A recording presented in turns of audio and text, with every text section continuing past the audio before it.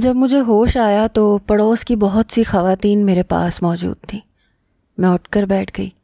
دل سے یہی دعا نکلی کہ کاش یہ کوئی بھیانک خواب ہو، لیکن نہیں، یہ خواب نہیں تھا، یہ ایک تلخ حقیقت تھی۔ میں فریحہ کے ساتھ لگ کر رونے لگی۔ کچھ دیر بعد ہی عمر اندر آیا، آنکھیں متورم تھیں، اپنی گود میں میرے بیٹے حمزہ کو پکڑ رکھا تھا۔ مجھے دیکھ کر رخ بدل گیا، پھر لہجے میں نمی لیے کہنے لگا، بھابھی بھائی کا جنازہ لے کر جانا ہے، آپ 10 منٹ ان سے جو چاہیں باتیں کر لیں۔ یہ سن کر میں کھڑی ہو گئی، اس کے سامنے جا کر اس سے پوچھنے لگی۔ میں نے کہا، بس 10 منٹ؟ کیا 10 منٹ میں عمر بھر کی ساری باتیں کی جا سکتی ہیں؟ عمر، اسامہ نے تو کہا تھا کہ عمر بھر کا ساتھ دیں گے، کیا یہ 10 منٹ عمر بھر کے لیے کافی ہیں؟ اپنے بھائی سے کہو مجھے اتنی بڑی آزمائش میں نہ ڈالے۔ میں نے اپنی ماں کو کھو دیا، اپنے باپ کو بھی کھو دیا، مجھ میں اسامہ کو کھونے کا حوصلہ نہیں ہے۔ عمر، میں نہیں رہ سکتی اس کے بغیر، سمجھاؤ نا اسے، وہ تم سے بہت محبت کرتے ہیں، تمہاری بات نہیں ٹالتے، کہتے تھے عمر میری جان ہے، میں اس کی کوئی بات نہیں ٹال سکتا۔ عمر پلیز ان سے کہو واپس آ جائے۔ میں روتے ہوئے اس کی منت کرنے لگی۔ عمر کہنے لگا، سنبھال لیں خود کو۔ یہ کہہ کر اس نے میرا ہاتھ پکڑا اور مجھے صحن میں لے آیا، جہاں وہ کفن میں لپٹا ہوا ہمیشہ کے لیے مجھے چھوڑ کر جانے کے لیے تیار تھا۔ میں اس کے پاس آ کر رونے لگی، اس کی منت سماجت کرنے لگی، لیکن وہ نہیں مانا، مجھے چھوڑ کر چلا گیا۔ حمزہ مجھے روتے دیکھ کر روئے جا رہا تھا، نہ مجھے اپنی ہوش تھی نہ حمزہ کی۔ اسامہ کی میت کے جاتے ہی محلے کی عورتیں میرے پاس آ گئیں، مجھے اندر لے گئیں۔ فریحہ کہنے لگی، ارے کوئی سفید چادر لے کر آؤ، اس کے سر پر اب رنگ دار دوپٹے کا کوئی کام نہیں۔ ایک سفید چادر میرے اوپر ڈال دی گئی۔ مجھے تب بھی اپنی ہوش نہ تھی۔ ہوش اس وقت آئی جب عورتوں نے میرے ہاتھوں سے چوڑیاں نوچ نوچ کر اتارنی شروع کی۔ میں نے فوراً سے اپنے ہاتھ پیچھے کر لیے۔ میں نے کہا، یہ کیا کر رہی ہیں فریحہ بھابھی؟ میرے اسامہ کو چوڑیاں بہت پسند تھیں، کہتا تھا قندیل انہیں کبھی مت اتارنا۔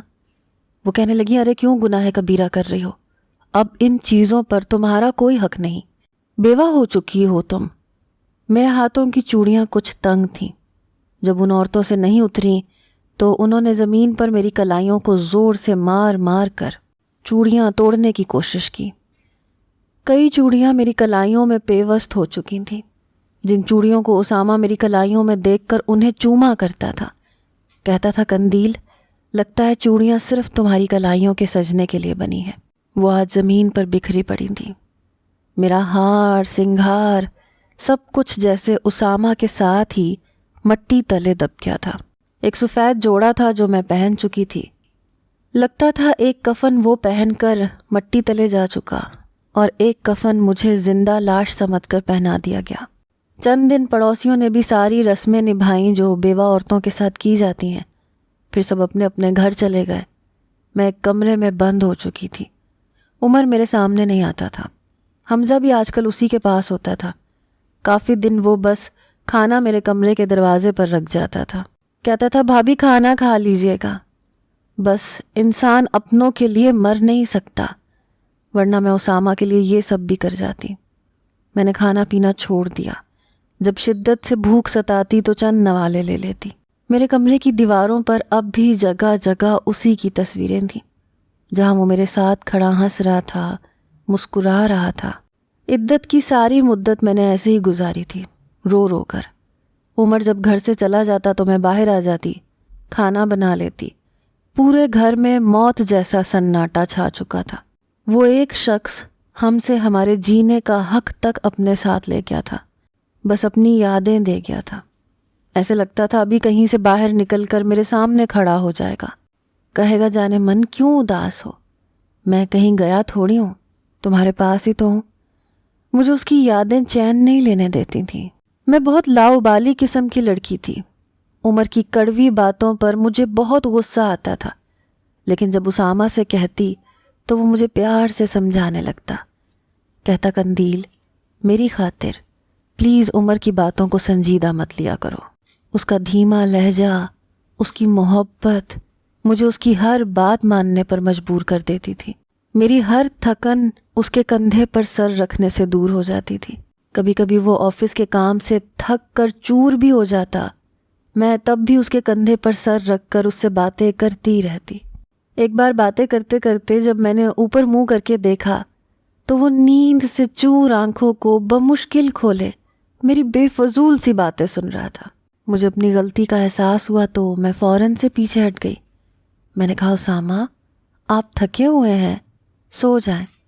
لیکن وہ کہنے لگے، نہیں میں تمہیں سن رہا ہوں قندیل۔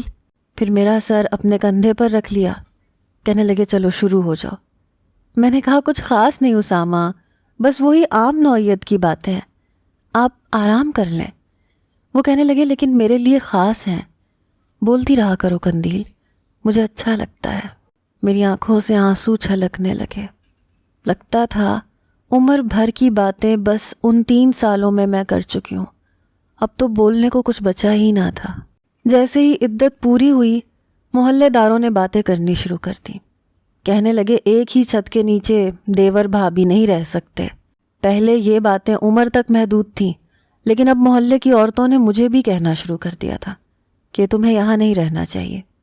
میں نے کہا پھر میں کہاں جاؤں؟ میری نہ ماں ہے، نہ کوئی بھائی ہے، نہ ہی کوئی رشتہ دار ہے۔ میرے پاس اس مسئلے کا کوئی بھی حل نہیں تھا، لیکن لوگوں کی ایسی باتیں بھی میں برداشت نہیں کر سکتی تھی۔ لوگوں کی باتیں میری روح کو گھائل کرتی تھیں۔ ٹیبل پر کھانا رکھنے کے بعد میں نے عمر کی گود سے حمزہ کو لیا اور اسے کھانا کھلانے لگی۔ عمر بھی خاموشی سے کھانا کھا رہا تھا۔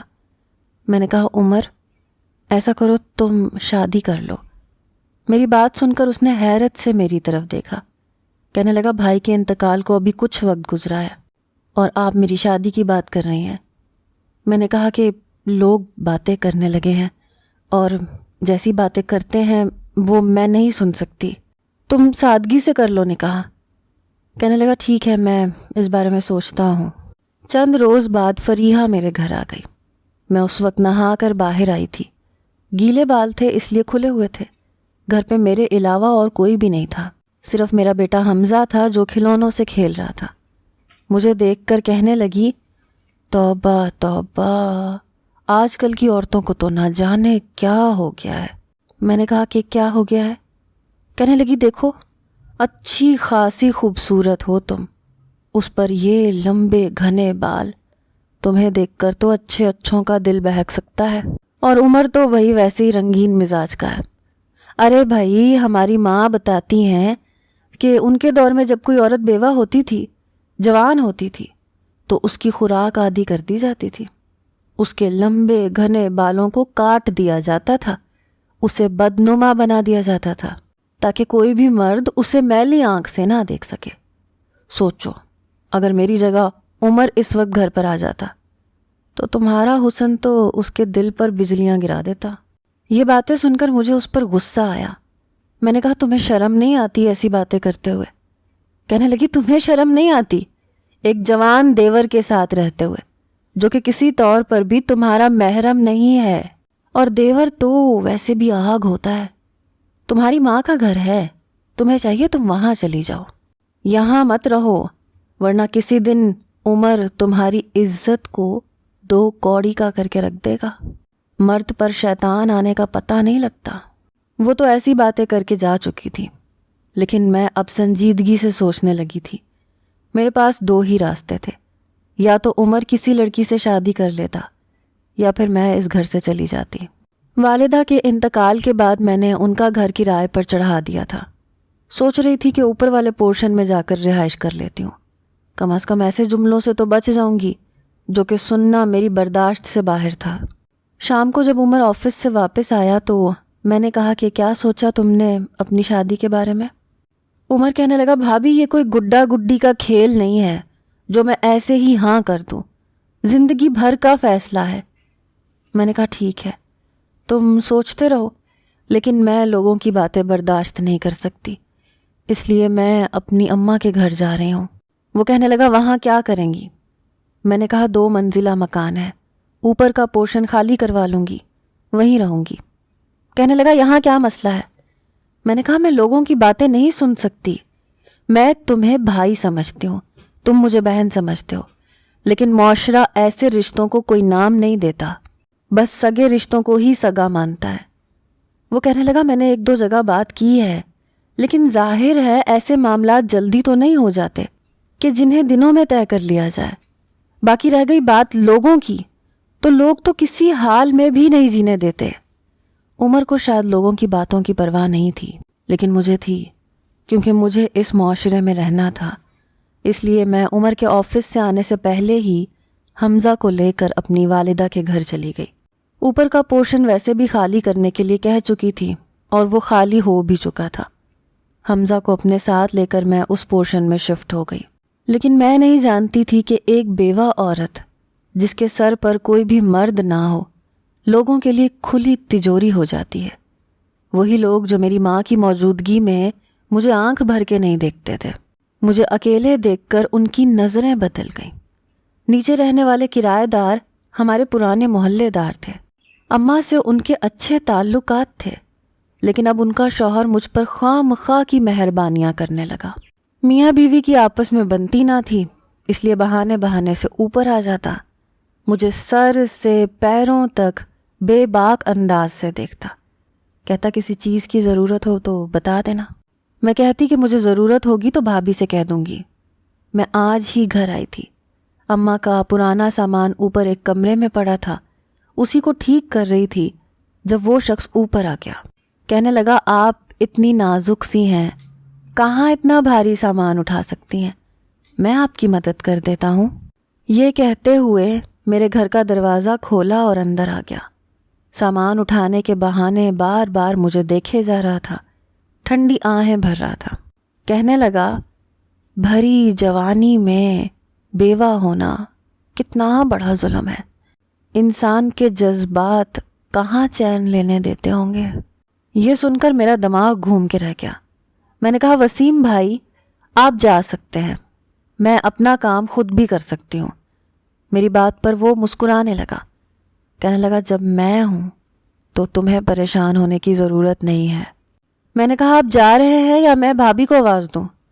میری یہ بات سن کر وہ مجھے گھورتے ہوئے نیچے چلا گیا۔ میں نے گھر کا دروازہ بند کیا اور رونے لگی۔ عجیب سی کشمکش کا شکار ہو چکی تھی۔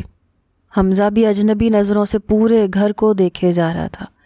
میں نے حمزہ کو گود میں پکڑ لیا، اسے اپنے ساتھ لگا کر روتے ہوئے کہنے لگی کہ تم بہت جلدی سے بڑے ہو جاؤ تاکہ اپنی ماں کی حفاظت تو کر سکو۔ تم اتنے چھوٹے کیوں ہو حمزہ؟ اسی وقت مجھے عمر کی کال آنے لگی۔ میں نے فون اٹھایا، کہنے لگا کہاں گئی ہیں آپ؟ میں کب سے آپ کا انتظار کر رہا ہوں، مجھے بتا کر تو جاتی۔ میں نے کہا میں اب واپس نہیں آؤں گی عمر۔ کہنے لگا یہ کیا بات ہوئی؟ میں نے کہا عمر میں تمہارے ساتھ ایک چھت کے نیچے نہیں رہ سکتی، یا تو تم شادی کر لو یا پھر میں جہاں ہوں مجھے وہیں رہنے دو۔ کہنے لگا بھابھی کیوں پریشان کر رہی ہیں مجھے، یہ آپ کا گھر ہے، آپ کے شوہر کا گھر ہے۔ حمزہ کہاں ہے؟ پہلے بھائی مجھے اکیلا کر گئے اور اب آپ بھی۔ اس کی آواز میں نمی واضح تھی۔ میں نے کہا میں نہیں آ سکتی، مجھے دوبارہ کال مت کرنا۔ وہ بھابھی بھابھی کہے جا رہا تھا۔ میں نے فون بند کر دیا۔ کچھ دیر بعد وہ میرے گھر تک پہنچ گیا، دروازہ کھٹکھٹانے لگا، کہنے لگا بھابھی میں عمر ہوں، دروازہ کھولیں۔ دروازہ کھولا تو حمزہ عمر کے پاس چلا گیا۔ اس نے حمزہ کو گود میں اٹھایا، اسے چومنے لگا، مجھ سے کہنے لگا آپ کیوں آ گئی ہیں یہاں، آپ پلیز واپس چلیں۔ میں نے کہا عمر میں نہیں جا سکتی، میں لوگوں کی باتیں نہیں سننا چاہتی جب تک تم شادی نہیں کر لیتے۔ عمر کہنے لگا کیسے کروں، یاد ہے کوئی آپ جیسی نہیں ہے۔ میں نے بہت چاہا لیکن آپ جیسی کوئی نہیں ملی۔ میں نے عمر سے کہا کہ اب پسند اور ناپسند کی بات نہیں ہے، اب تو ضرورت ہے، تمہاری بیوی ہوگی تو کم از کم لوگوں کی باتیں نہیں سننی پڑیں گی۔ عمر کہنے لگا کون لوگ ہیں جو آپ کو باتیں سناتے ہیں، مجھے بتائیں، ان سب کے منہ توڑ کے رکھ دوں گا۔ اور رہی بات شادی کی تو اس بات کی کیا گارنٹی ہے کہ جو میری بیوی بن کر آئے گی وہ آپ کو تانے نہیں دے گی؟ کیا وہ آپ کو خوشی سے رہنے دے گی؟ میں نے کہا پھر تم مجھے یہیں رہنے دو تو بہتر ہوگا۔ عمر کہنے لگا کیسے رہنے دوں، میں کیا کروں گا؟ میں نے کہا جب تک تم لڑکی ڈھونڈو گے نا اور اس سے شادی کر لو گے تو میں آ جاؤں گی۔ وہ میری بہت منت سماجت کرتا رہا لیکن میں اس کے ساتھ نہیں گئی۔ میں نے یہی شرط رکھی کہ وہ شادی کرے گا تبھی میں واپس جاؤں گی۔ کہنے لگا ٹھیک ہے، میں کوشش کرتا ہوں کسی اچھی لڑکی سے شادی کروں تاکہ وہ آپ کے ساتھ مل کر رہ سکے، آپ کے لیے مسئلہ نہ بنے، لیکن اس میں کافی دیر لگ جائے گی۔ میں نے کہا میں تمہارا انتظار کروں گی لیکن اکیلے تمہارے گھر نہیں جاؤں گی۔ کہنے لگا کسی چیز کی ضرورت ہو تو مجھ سے کہہ دیا کرنا۔ میں نے کہا ٹھیک ہے۔ وہ واپس جا چکا تھا لیکن لوگوں کی یہ باتیں مجھے مزید پریشان کرنے لگی۔ جب بھی وہ گھر پر سامان دے کر جاتا، محلے کی عورتیں ایک دوسرے کو عجیب عجیب سے اشارے کرتی، کبھی ایک دوسرے سے کہتی کہ پتہ نہیں کیوں اپنے دیور کو بار بار گھر پہ بلاتی ہے، کبھی کوئی مرد کہتا کہ ارے اتنی دور سے اس بیچارے کو کیوں زحمت دیتی ہو، ارے ہم کیا مر گئے ہیں۔ اب تو نیچے کرایہ دار وسیم بھائی بھی آئے دن اوپر آنے لگے۔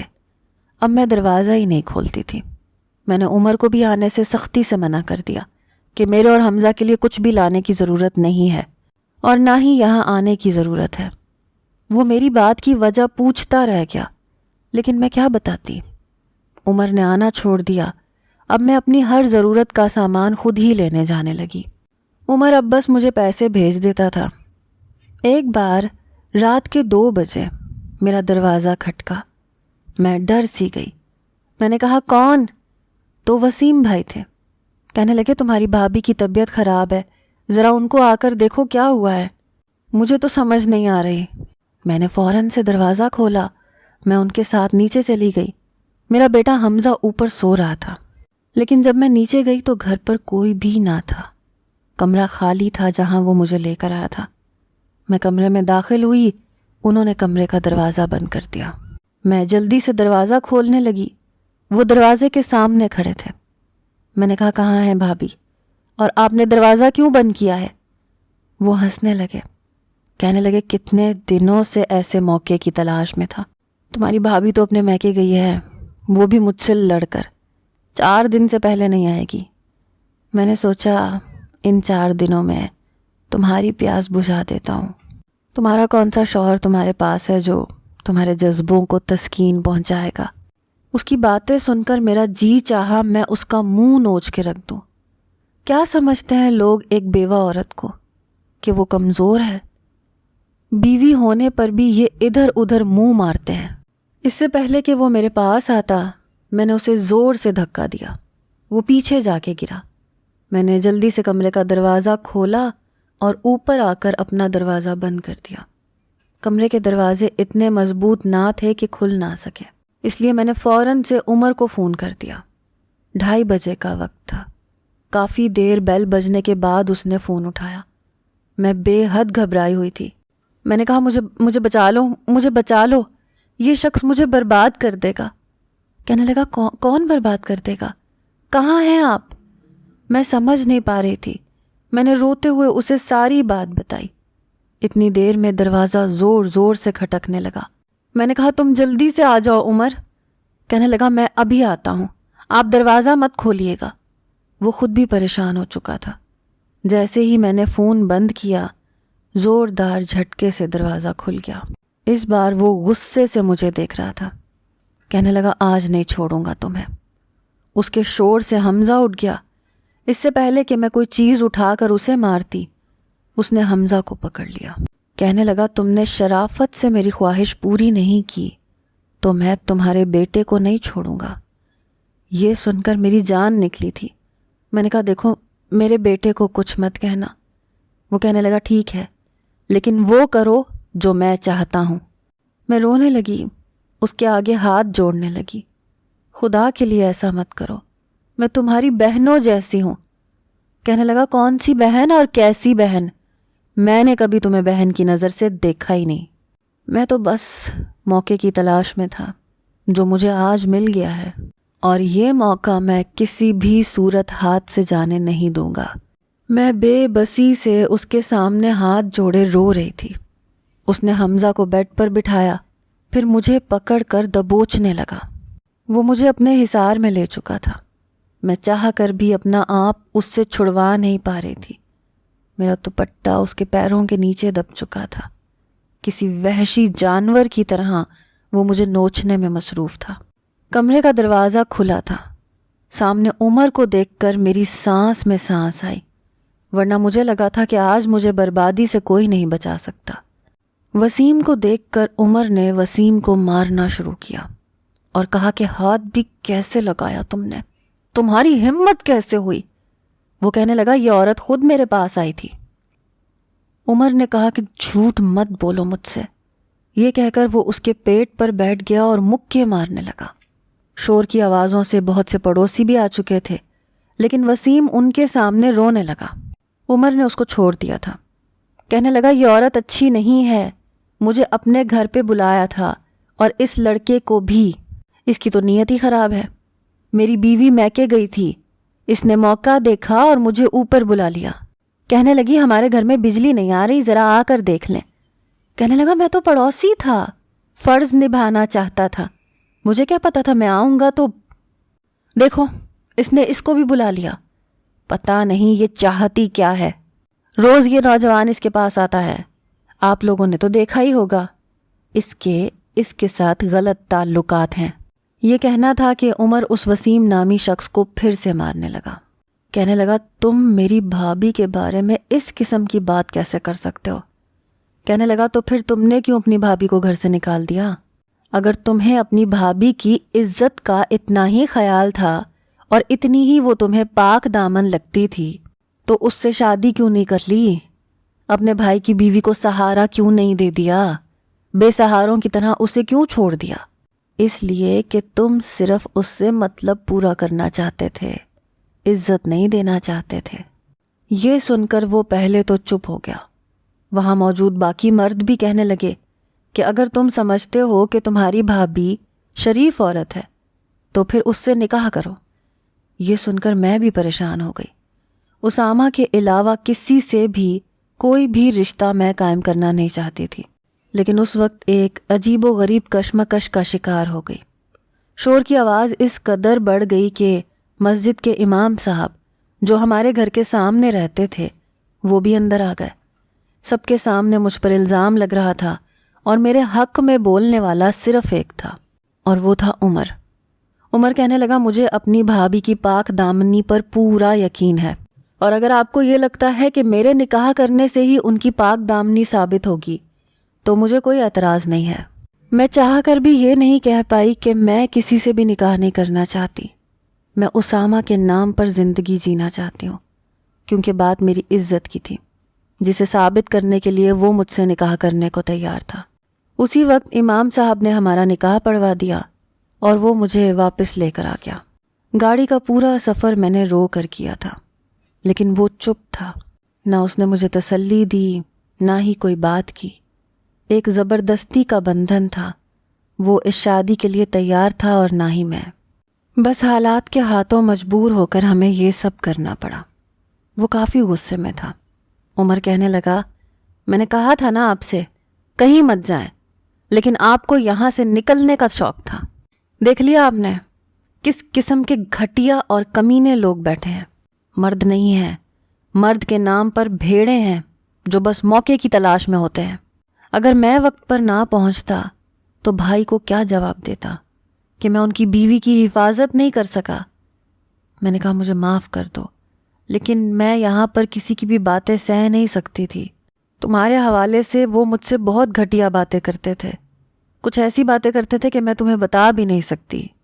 کہنے لگا جن گھٹیا باتوں کی تم بات کر رہی ہو وہ میں بھی سن رہا ہوں، لیکن میں جانتا تھا کہ جو باتیں ہو رہی ہیں ہونے دیتی، کم از کم آپ کو یہاں سے کوئی نکال نہیں سکتا تھا۔ میں نے کہا کہ جو ہوا اچھا نہیں ہوا، میں تمہارے لیے کبھی بھی ایسا نہیں سوچ سکتی تھی۔ عمر کہنے لگا میں بھی نہیں سوچ سکتا تھا بھابھی، فکر نہ کریں، ہمارا یہ رشتہ بس نام کا ہی رشتہ رہے گا، میں آپ کو کچھ نہیں کہوں گا۔ بس لوگوں کی زبانیں بند ہو گئیں۔ اس کی اس بات نے مجھے بڑی تسلی دی، لیکن میں نہیں جانتی تھی کہ اصل امتحان اب شروع ہوا ہے۔ عمر نے سب کو یہ بتا دیا تھا کہ میں نے اس سے نکاح کر لیا ہے، لیکن میں ابھی بھی سفید لباس ہی پہنتی تھی۔ کمرے میں ابھی بھی اسامہ کی تصاویر لگی ہوئی تھی۔ عمر ویسے ہی رہتا تھا جیسے پہلے رہتا تھا۔